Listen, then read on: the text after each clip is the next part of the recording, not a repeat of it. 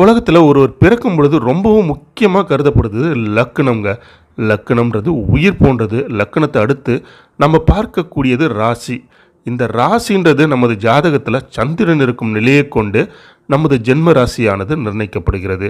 நம்ம பிறக்கும் பொழுது சந்திரன் எந்த நட்சத்திரத்தில் இருக்கிறாரோ அதுவே நமது ஜென்ம நட்சத்திரம் அப்படின்னு சொல்கிறோம். சந்திரன் 27 நட்சத்திரங்களில் தினமும் ஒரு குறிப்பிட்ட நேரம் என ஒவ்வொரு நட்சத்திரத்திலையும் தன்னோட பயணத்தை தொடங்குறாரு. அதனால தான் லக்கணமானது உயிர் சந்திரன் பயணிக்கும் நட்சத்திரங்களில் சில சுபகாரியங்களையும் சில நேரங்களில் அபசுபகாரியங்களையும் அனுபவிக்க வேண்டியதாக இருக்கும். சந்திரன் ஒவ்வொரு ராசியிலையும் 2.25 நாட்கள் சஞ்சாரம் செய்வார்.